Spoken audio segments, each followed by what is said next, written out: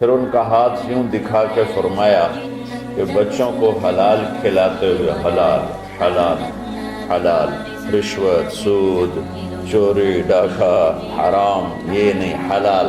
بچوں کو حلال کھلاتے ہوئے جو ہاتھ ایسا ہو جاتا ہے اس پہ جہنم کی آگ حرام ہو جاتی ہے۔ لیکن ایک مائنڈ سیٹ بن چکا ہے ہمارے ہاں کہ بس یہی دینداری ہے۔ مکمل دینداری بنتی جب اس کے ساتھ دنیا کے معاملات اور اخلاقیات درست ہوتے ہیں، پھر جا کے وہ مکمل دین بنتا ہے۔ اچھا، جس نے ان 4 شرطوں کے ساتھ دنیا کو کمایا تو کیا ہوگا بھائی؟ تو فرمایا لقی اللہ یوم القیامہ ووجہہ مثل القمر لیلۃ البدر، قیامت کے دن یہ اللہ کے دربار میں ایسے پیش ہوگا کہ اس کا چہرہ 14ویں رات کے چاند کی طرح چمک رہا ہو۔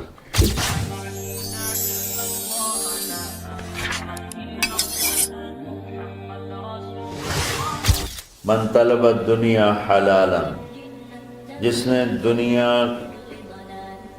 کمائی حلال، کاروبار کیا، نوکری کی، تجارت کی، زراعت کی، کوئی بھی ریڑھی لگائی، چھابا لگایا، سائیکل پہ منیاری بیچی، جو بھی کیا، من طلب الدنیا حلالا، جس نے دنیا کو طلب کیا حلال راستے سے، سعیا علی اہلہ، اب بھائی کیوں کماتے ہو؟ کہ جی بچوں کو کھلانا ہوتا ہے اس لیے۔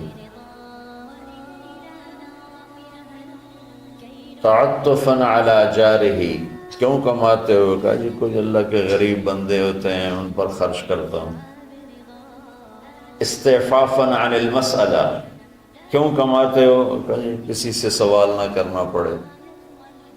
تو 4 باتیں میرے نبی فرما رہے ہیں، رزق حلال کمایا، بچوں پر خرچ کرنے کے لیے کمایا، غریبوں پر خرچ کرنے کے لیے کمایا، اور سوال سے بچنے کے لیے کمایا۔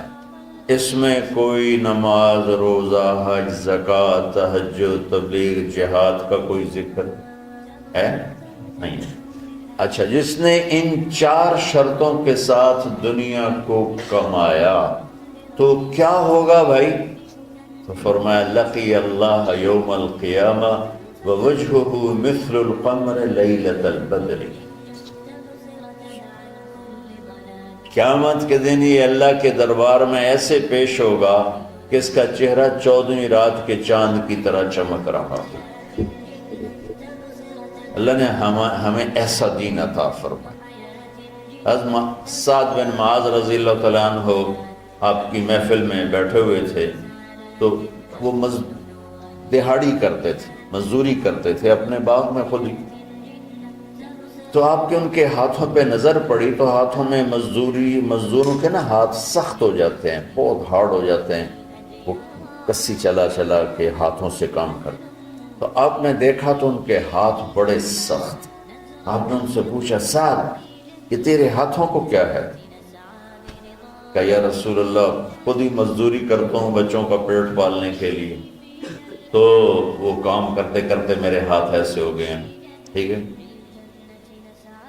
تہجد پڑھتے پڑھتے میرے ہاتھ ایسے ہو گئے ہیں، ذکر کرتے کرتے، روزے رکھتے رکھتے، حج کرتے کرتے، عمرے کرتے کرتے، یہ بہت بڑے اعمال ہیں، میں ان کی کوئی تضحیق نہیں کر رہا ہوں، نفی نہیں کر رہا ہوں، دین کے کسی عمل کو چھوٹا نہیں سمجھنا چاہیے، لیکن ایک مائنڈ سیٹ بن چکا ہے ہمارے ہاں کہ بس یہی دینداری ہے۔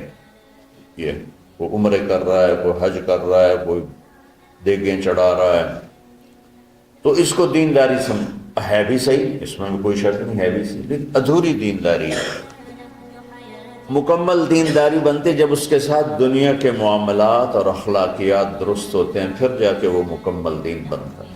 تو آپ نے دیکھو میری طرف، آپ نے سعد کا ہاتھ یہاں سے پکڑا اور سب کو دکھا کے اس کو بوسہ لیا،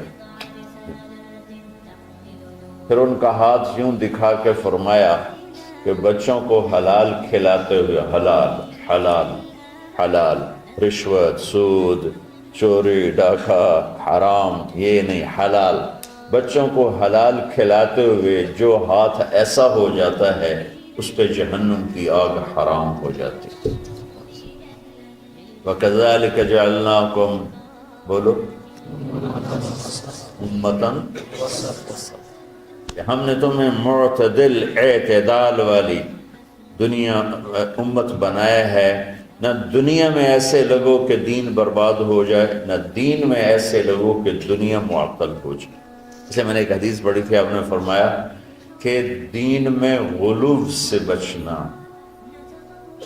غلو مطلب کہ اس طرح لگنا کہ بچوں کا پتہ نہیں، بیوی کا پتہ نہیں، گھر کا پتہ نہیں، کام کا پتہ نہیں۔